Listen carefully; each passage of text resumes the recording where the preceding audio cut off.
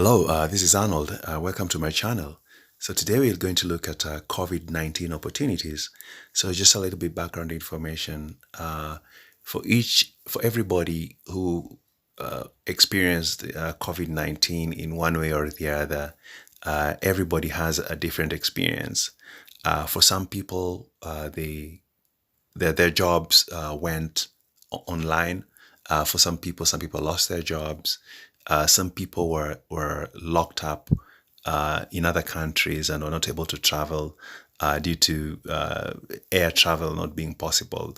Therefore, there were those who were locked out in other parts of the world had to find ways of surviving despite the lockdown. But one thing is that life goes on. Therefore, you're forced to think outside the box. So let's dive into deeper onto our subject today, which is COVID-19 opportunities. So one thing is that prior to COVID-19 coming into the picture, the year 2018, 2019, and 2020 was forecasted as a year when the world economy would go into a recession. So an economic recession was long overdue. That is because economic recessions are normally expected every 10 years, and the last one being in 2008, 2018, 19, 20 was expected as a year when the next economic recession would hit. But one thing is that COVID-19 resulted in a lot of industries closing down, a lot of economies closed down. Therefore, it ushered the world into an economic recession of some sort. This recession is somewhat different from the one experienced in 2018, in 2008. The one experienced in 2008 was championed by the housing market. But this one has been the thing that really ushered the world economy into it is COVID-19. So the economic downturns is a normal part of the economic cycle. As we know that there are three phases of an economic cycle. Number one is the expansion phase. Number two is the peak. Number three is the contraction phase. So the expansion phase is characterized by a lot of opportunities that result in growth of businesses across the board. And some of the things that are normally seen during an economic expansion is increasing employment levels and upward pressure on prices. So the next phase is the peak. So expansion normally lead the economy into a peak. So the peak basically is a level where the growth is experienced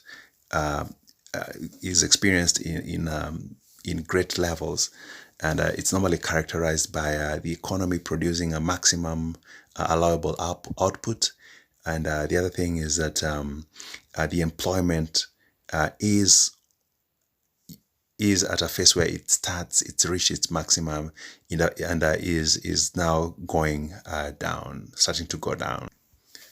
So the next phase after the peak is the contraction, whereby an economy undergoes a correction phase.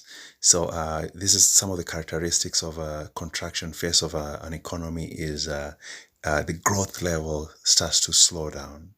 The other thing is that employment declines. The other thing that basically at this phase, the economy has hit the bottom from which the next stage of expansion comes in.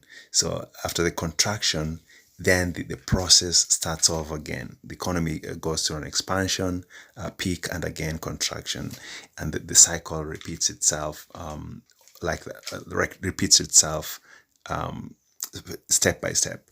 So one thing is that whenever an economy stays at any of those phases longer than normal, then that is not healthy for an economy. For example, prolonged expansion and peak is normally feared to result into the creation of an economic bubble. and economic bubble can take very many forms. The one most recent and that is fresh in the minds of most people is the housing bubble of 2008, which busted in 2008, resulting into the world going into a recession. For those who still have it fresh in their minds, you saw where foreclosure rates went high, people lost their jobs, and it was starting to spill into some other sectors of the economy. So, prolonged expansion and peak normally is feared to create economic bubble. The other thing is prolonged contraction. So prolonged contraction. So if an economy goes through a prolonged contraction, it normally leads into a recession, and a prolonged recession is likely to lead into a depression. So as you've seen, none of the phases is healthy for an is good for an economy. Whenever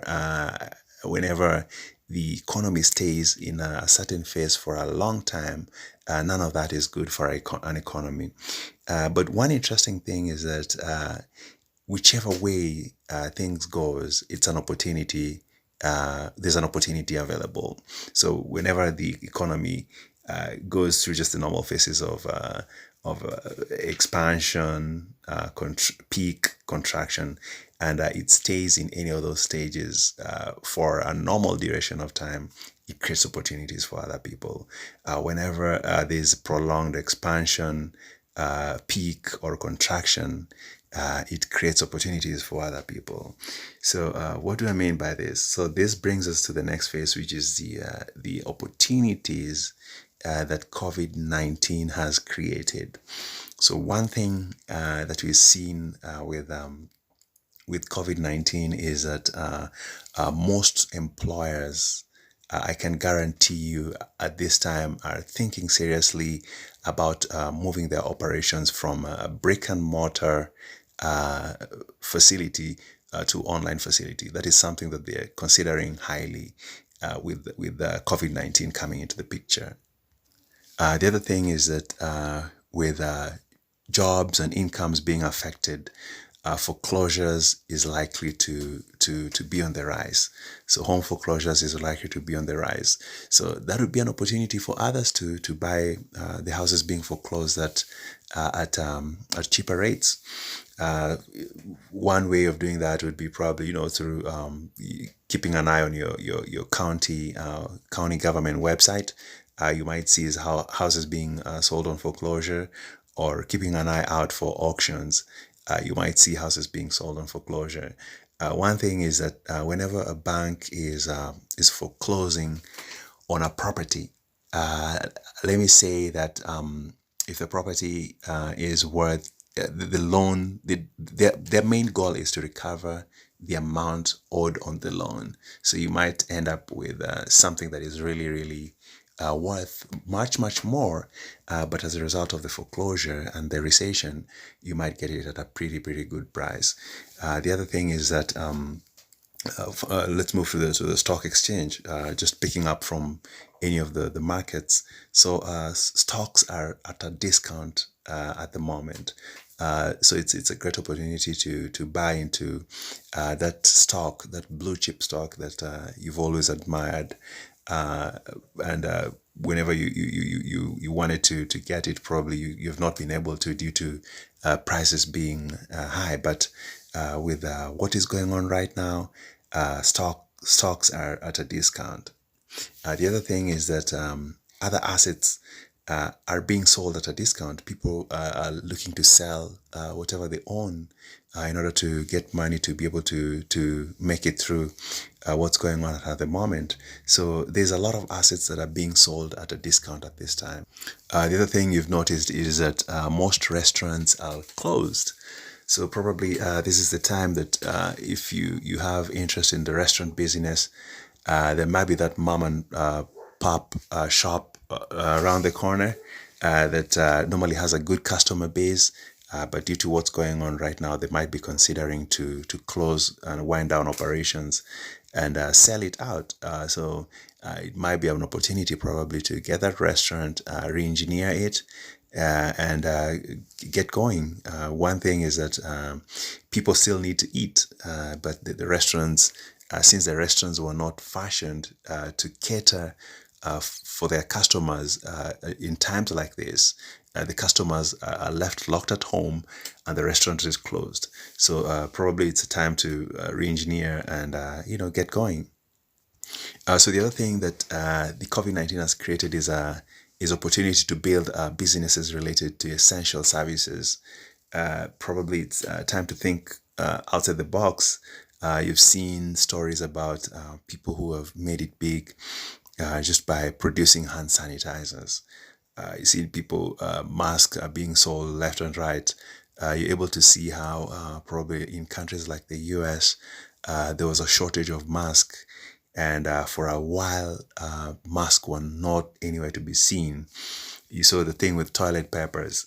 You saw the thing with gloves. Home delivery business is booming. Jeff Bezos now has an opportunity to become the first world trillionaire businessman, just as a result of Amazon doing very well with the home deliveries and continuing to deliver things to customers who are locked in at home. You've seen online applications like Zoom made it big. The owner of Zoom, Zoom has been making very good profits recently, and so it's time basically to build opportunities related to essential services. The other thing is that for employers are no longer restricted by geographical boundaries or borders whenever hiring their employees. I saw a case in point where an employer was able to hire somebody from abroad, even though they were located at a country whereby if regular basis the person would have to be physically present at the business, and the immigration issues and all that would be a roadblock. But with the world thinking more or less, the geographical borders have been surpassed through the internet. Then it makes it much possible to hire employees from abroad. So the other thing is that the COVID-19 has made it in such a way that consumers have moved from the physical streets to virtual spaces. So if you're in the business of catering for consumers, then it's time for you to move to where your consumers are, which is most of them are available on virtual spaces. So with that, I'd like to come to the end of this video. Thank you for your time. See you in the next video.